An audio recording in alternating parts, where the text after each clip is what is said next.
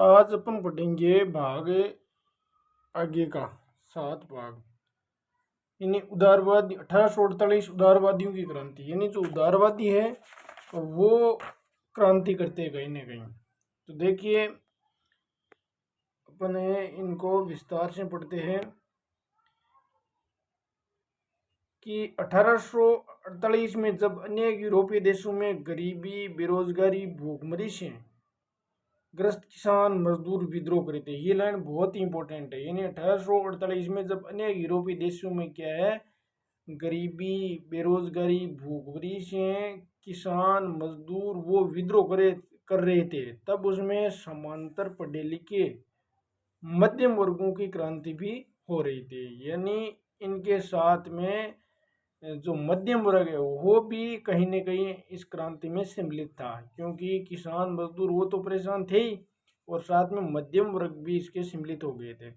तो फरवरी 1848 की घटनाओं से राजा को गद्दी छोड़नी पड़ी थी। यानी फरवरी 1848 की घटनाओं से राजा को गद्दी छोड़नी पड़ी, अपनी जो यानी राजशाही का जो शासन है वो छोड़ना पड़ा और एक गणतंत्र की घोषणा की गई। यानी यहाँ पर एक गणतंत्र की घोषणा की गई जो सभी पुरुषों के सार्वत्रिक मताधिकार पर आधारित था। तो एक गणतंत्र की घोषणा करके और सभी पुरुषों को यानी बराबर मताधिकार दिया गया था।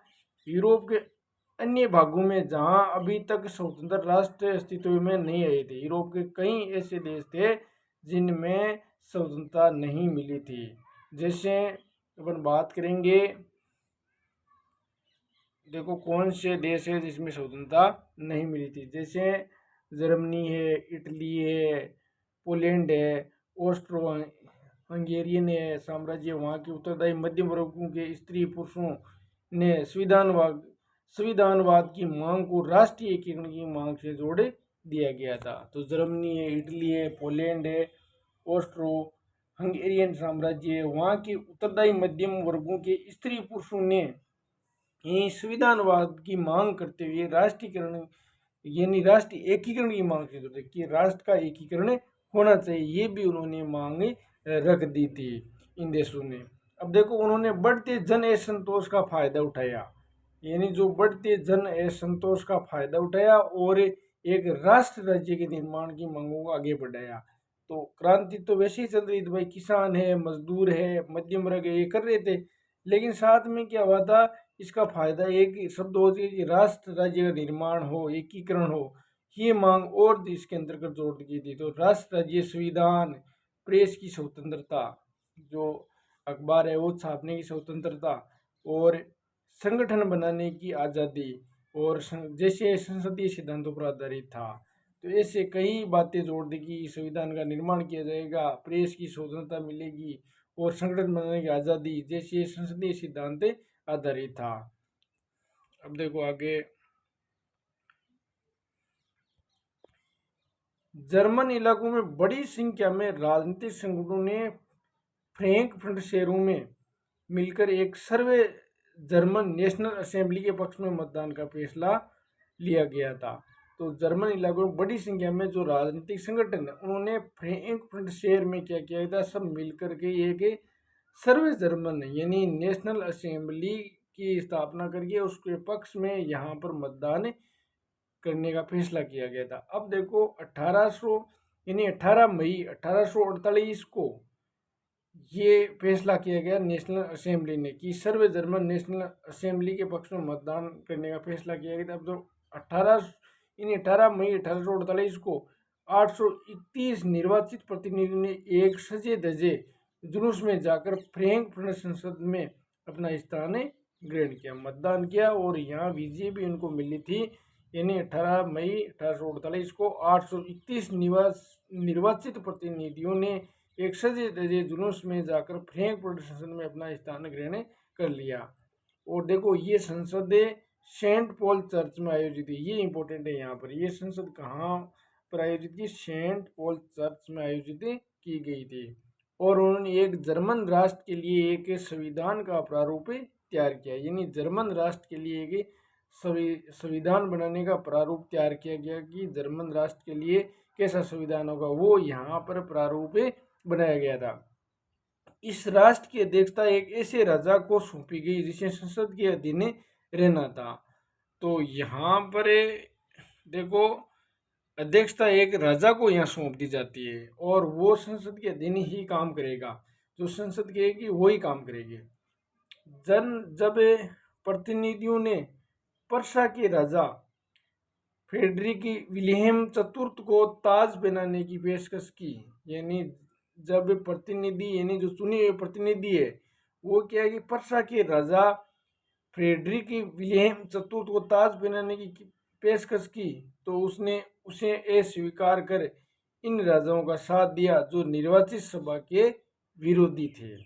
तो उन्होंने क्या किया, अस्वीकार करे और उन राजाओं का साथ दिया जो निर्वाचित सभा के क्या थे, विरोधी थे। अब देखो, जहाँ कुलीन वर्ग और सेना का विरोध बढ़ता गया, कुलीन वर्ग है और सेना का विरोध बढ़ेगा ही, क्योंकि वो राजा जो राजशाही वो चाहते थे, इसलिए उनका विरोध तो बढ़ेगा ही। वह संसद का सामाजिक आधार कमजोर हो गया, वो चाहते कि वही संसद का सामाजिक आधार है वो कमजोर हो गया और संसद में मध्यम वर्ग का प्रभाव अधिक था, क्योंकि मध्यम वर्ग में लोक संख्या के मामले में अधिक, जिन्होंने मजदूर कारीगरों की मांगों का विरोध किया। तो मध्यम वर्ग ने मजदूर और कारीगरों का विरोध किया, जिसने देखो ये क्या गया। अब देखो आगे इसमें है कि मजदूर कारीगरों को मांगों का मध्य वर्ग ने विरोध किया, जिससे उनका समर्थन खो बैठे। अब मजदूर कारीगर वो मध्यम वर्ग से अलग हो गया, क्योंकि जब संसद में मजदूरों कारीगरों का मध्य वर्ग ने विरोध किया तो मजदूर कारीगर अलग होंगे। अंत में सैनिकों को बुलाया गया और असेंबली भंग मजबूर है, आपसी फूट हो गई थी मजदूरों कारीगरों और मध्यम वर्गों में। तो क्रांति की तो सबने मिलकर की थी, लेकिन संसद असेंबली को फिर बाद में क्या कर दिया था, यहाँ पर भंग कर दिया गया था। अब देखो, उदारवादी आंदोलन के अंदर महिलाओं की राजनीतिक अधिकार प्रदान करने का मुद्दा भी विवादग्रस्त था। अब कुछ लोग हैं महिलाओं को राजनीतिक अधिकार देने के लिए ये मुद्दा रहा कि महिलाओं को राजनीतिक अधिकार मिलने चाहिए, ये भी संसद में मुद्दा उठाया गया था। अब देखो,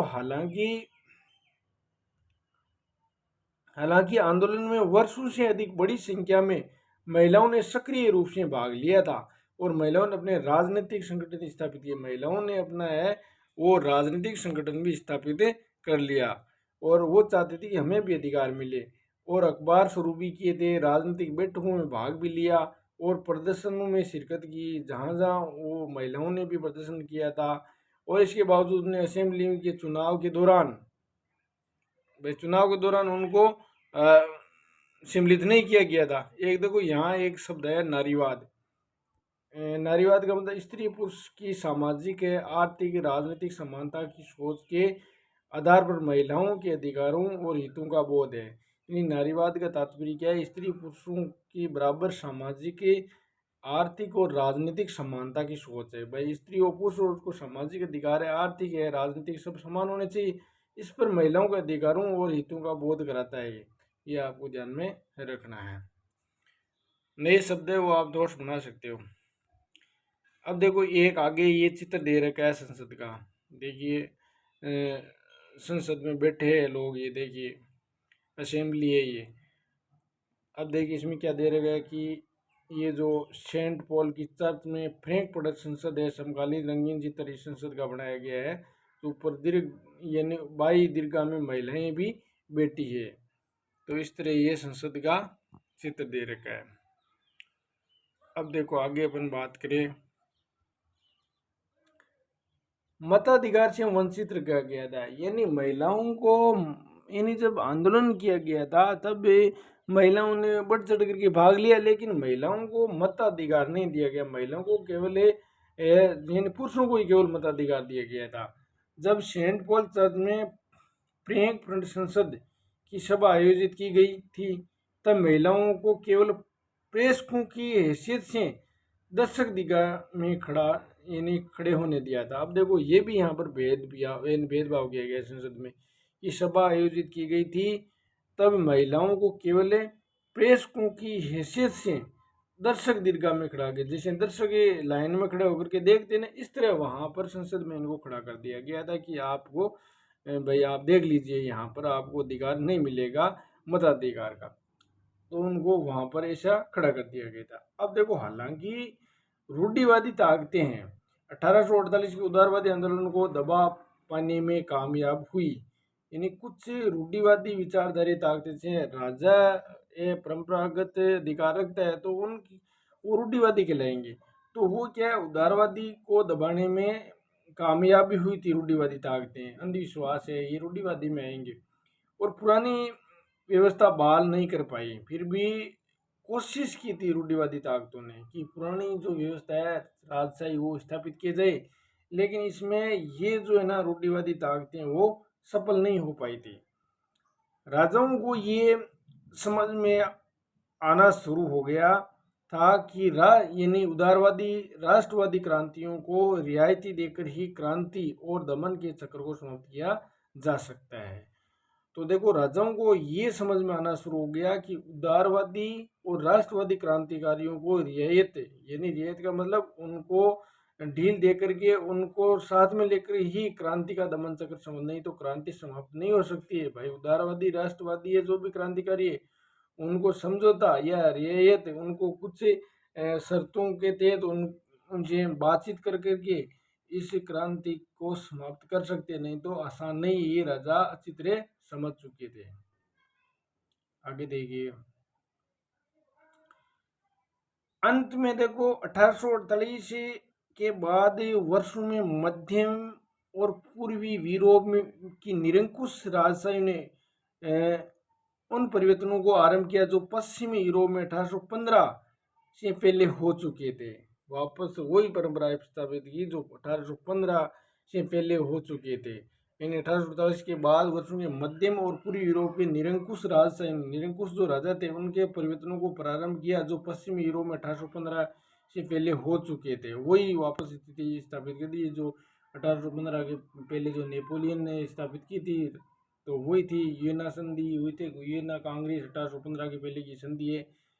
इस प्रकार हैब्सबर्ग अधिकार वाले क्षेत्रों और रूस में भूदासत्व और बंधुआ मजदूरी समाप्त कर दी गई थी। अब देखो, जो हैब्सबर्ग बड़ा ये शहर है वहाँ पर अधिकार क्षेत्रों में रूस में भूदासत्व, यानी जो भूदासत्व मतलब क्या, अधिक भूमि का वो स्वामित्व होता है जो फिर वो मजदूरों से काम करवाता है, और बंधुआ मजदूरी समाप्त कर दी गई थी। ये भी एक अच्छा कदम उठाया गया था।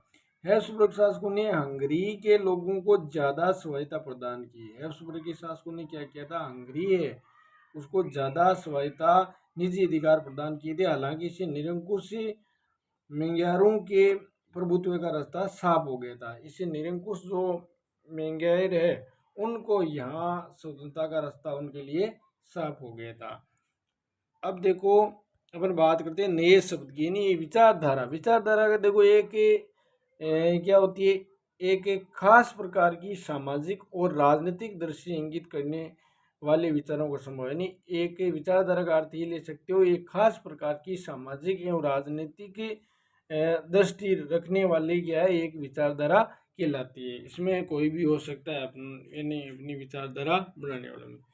तो अपन कल आज अपने इतने पढ़ेंगे, कल अपने 2-3 पेज साथ में पढ़ेंगे ताकि एक बार अच्छी तरह कोर्स हो जाए। तो 2 बार उसको वीडियो को आप देख लीजिए। धन्यवाद मित्रों।